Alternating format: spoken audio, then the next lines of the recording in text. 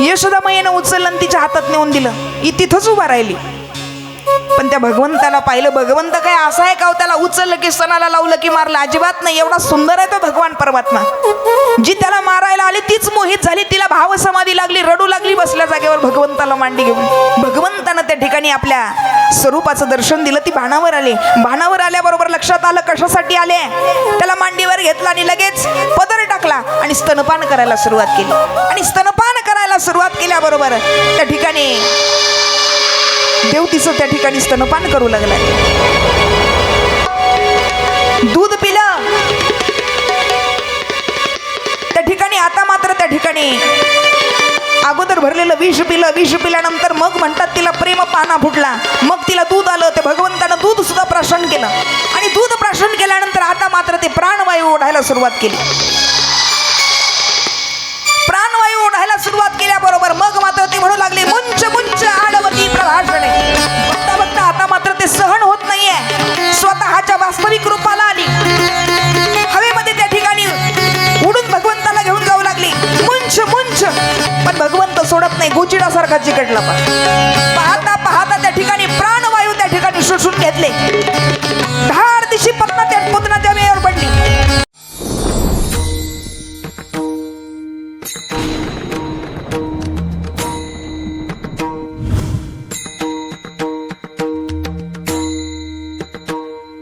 गोकुळात मात्र आनंद चालू आहे. पण इकडे मात्र कंसाला झोप लागत नाहीये. अन्न गोड लागे ना. आता मात्र या ठिकाणी कंसानं मीटिंग घेतली. अनेक राक्षस बोलून घेतली. त्यानं सांगितलं जो माझ्या त्या ठिकाणी दुश्मनाला मारेल त्याला अर्ध राज्य बक्षीस देईल. त्या सभेमध्ये आता मात्र कोणी पुढे येत नाही. पण तेवढ्यात आवाज येऊ लागला. धप धप धप धप. सगळ्यांनी वळून बघितलं. पायाचा आवाज येत होता. एक बाई तिकडून आलेली दिसली. डोळे मोठे मोठे आहेत. चेहरा काळा कुट्ट आहे. केस विखुरलेली आहेत. हातापायानं त्या ठिकाणी धडधाकट आहे. आणि धप धप धप धप करत त्या ठिकाणी त्यांच्या दिशेने येते. तिच्याकडे बघितलं की अक्षरशः राक्षसाचं स्वरूप आठवावं माणसाला. येता येता हसू लागली.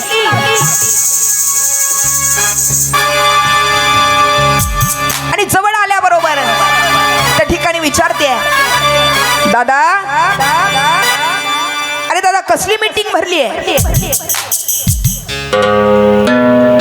कंसानं सांगितलं ग आता ती बाई कोण आहे तुम्हाला चांगली माहित आहे. तिचं नाव होतं पुतना.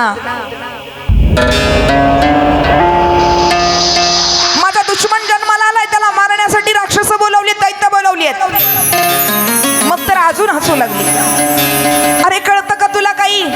अरे एवढं एवढं नुकतं जन्मलेलं बालक ते आणि त्याला मारायला राक्षस कशाला लागतात? अरे अशी जाते त्याला मारून येते. कंसाला आनंद झाला आणि त्या ठिकाणाहून कंस निघाला. कंस आपल्या महालात निघून गेला. आणि मग मात्र ही पुतना तिथून निघाली गोकुळात जायला.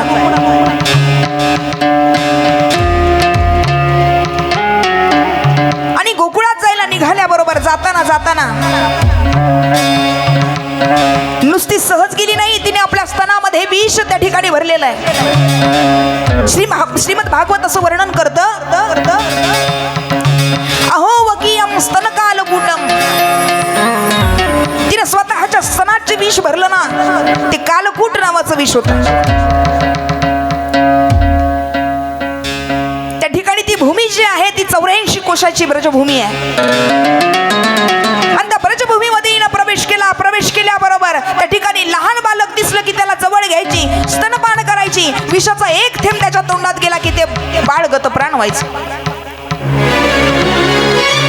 पाहता पाहता दिसल त्या लेकराला घ्यायची, दिसल त्या लेकराला दूध पाजायची, त्याला मारायची. याच्यासाठी वर्णन आहे. दीन आणि दुर्बळांची मारिता बालके करिता ती शोके मायबाप. सर्वसामान्य लोकांची सुद्धा त्या ठिकाणी मुलं घेऊ लागली, मारू लागली. भगवंताला काळजी पडली.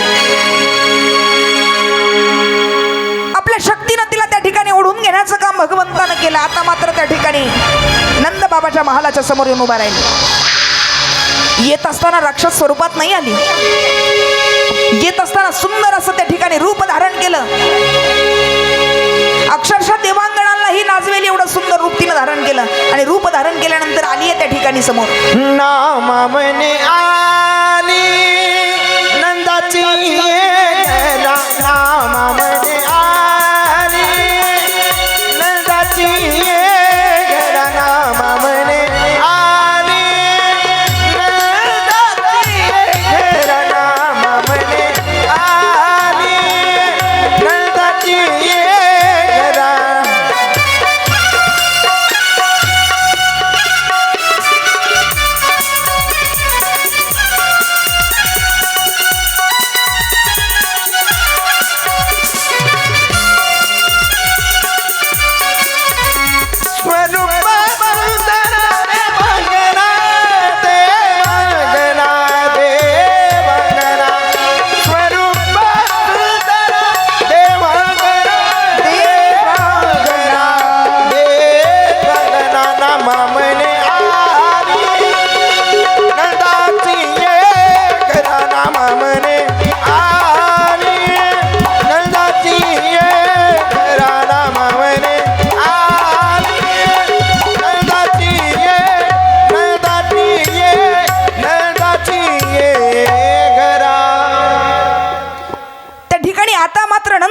महालाच्या समोर येऊन उभा राहिली. आवाज दिला, यशोदे. यशोदा मैया बाहेर आली. बाहेर आल्याबरोबर विचारलं, कोण तुम्ही, कुठून आलात? एवढं सुंदर स्वरूप धारण केलेली पुतना म्हणते, अगं आत येऊ देशील का, इथंच सगळं विचारशील. आत नेलं, बसवलं. तिनं बोलायला सुरुवात केली, अगं मी ऐकलंय तुला पुत्र झालाय, खूप दिवसानं झालाय. ती म्हटली, कोण बाई, कुठली, अचानक आली मला म्हणते तुला पुत्र झालाय. तेवढ्यात तिनं म्हणावं, मला दाखव ना तुझा पुत्र, मला बघायचाय. यशोदा मैयानं विचार केला, आता आमचे हे सुद्धा घरात नाहीत, ते कुठं गेले आहेत? कर भरण्याकरता गेले आहेत. कारण ज्या वेळेला पुतना आलती ती चतुर्दशीला आली होती बा. आदल्या दिवशीत नंदराजा गेलेले आहेत, तिकडून येताना त्यांना वेळ झालेला आहे, पण नंदराजा घरी नाही आहेत. आणि आपला पुत्र एवढ्या दिवसातून झाला, हिच्या हातात देवा तरी कसा? काहीतरी कारण सांगावं म्हणून यशोदा मैयानं सांगितलं. म्हटली, नुकतंच आत्ताच त्याला झोपी लावलंय, तो झोपलाय. देवानं विचार केला, पहिलं गिऱ्हाईक आहे भवानीचं. म्हणून दुकानदार कधी बी पहा, गेल्यानंतर पहिलं गिऱ्हाईक असेल तर काही असेल तर सोडत नाहीत शक्यतो, कारण भवानीचं असतं ना ते. म्हटले मग धंदा कसा चालायचा? म्हणून भगवंतानं रडायला सुरुवात केली. आकांत रडू लागले भगवंत.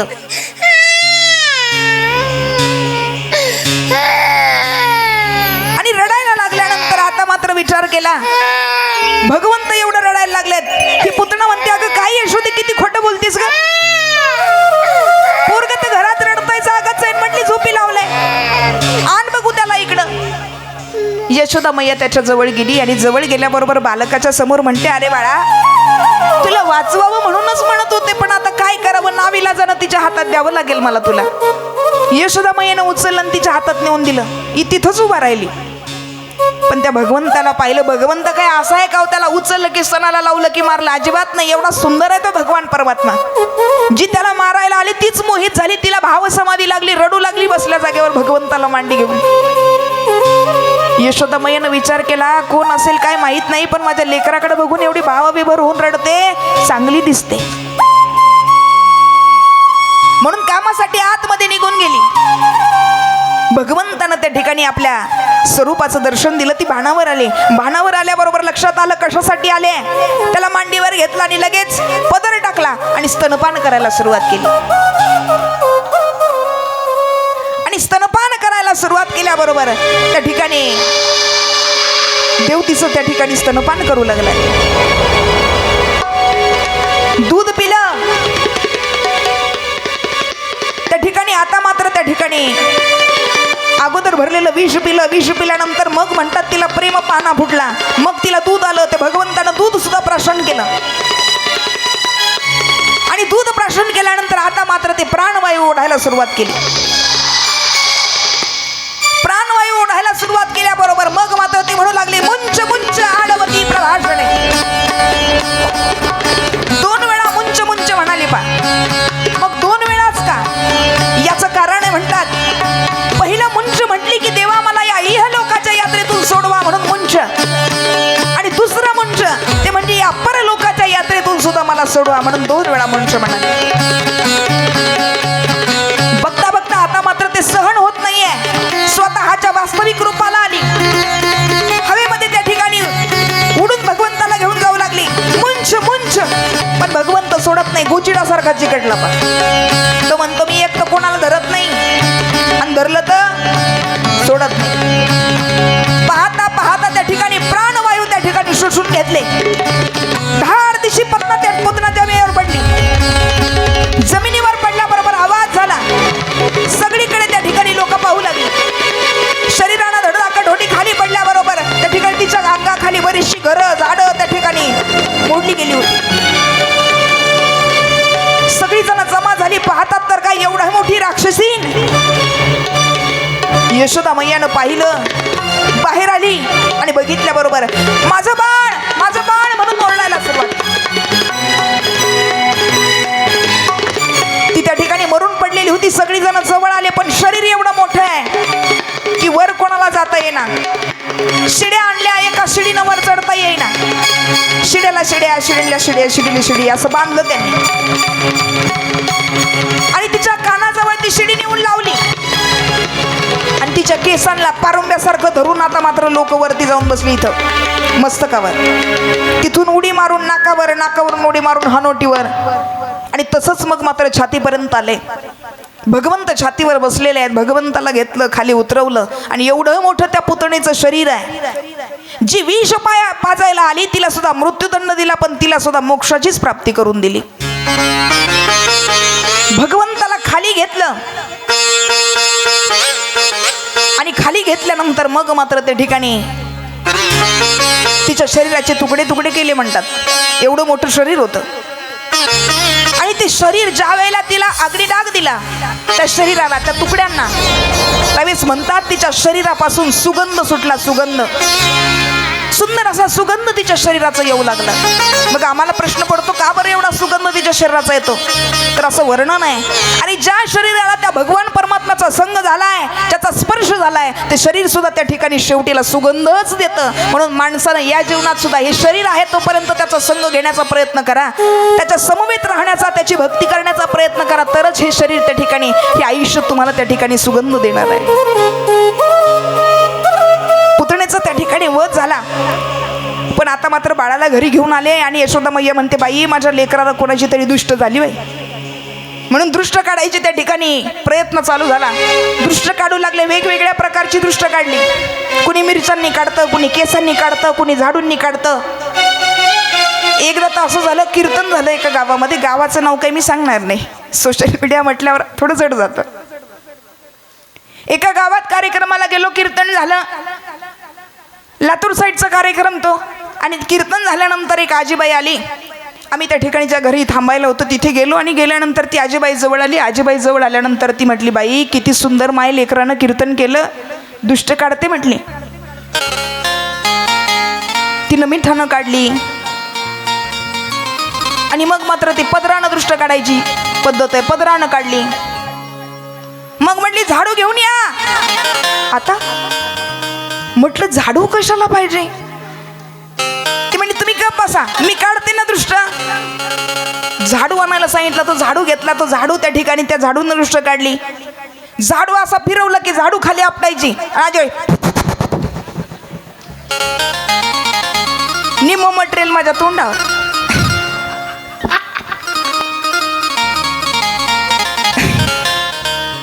सांगायची पद्धत अशी आहे की आमच्याकडे दृष्ट अनेक प्रकारे काढतात.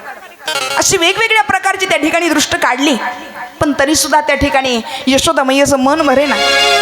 मग आता मात्र त्या ठिकाणी गोशाळेमध्ये नेलं भगवंताला, आणि गाईच्या शेपटीनं त्या ठिकाणी दृष्ट काढू लागले. गाईचं शेपूट फिरवायला सुरुवात केली. श्रीमद भागवतामध्ये 18 श्लोक आलेले आहेत, त्याला म्हणतात बालरक्षा स्तोत्र. असं म्हणतात कुठल्याही प्रकारची दुष्ट लेकराची काढली आणि जर त्याला फरक पडत नसेल तर त्या ठिकाणी गायीच्या शेपटीनं त्या ठिकाणी ती दृष्ट काढावी आणि हे 18 श्लोक त्या ठिकाणी म्हणावेत. कसलंही रडणारं बालक असेल तरी सुद्धा त्याची दृष्ट उतरेल म्हणतात. आता आमचा जर विचार केला तर आम्हाला भागवतामधले श्लोक जर नाही चाले तर काय केलं पाहिजे?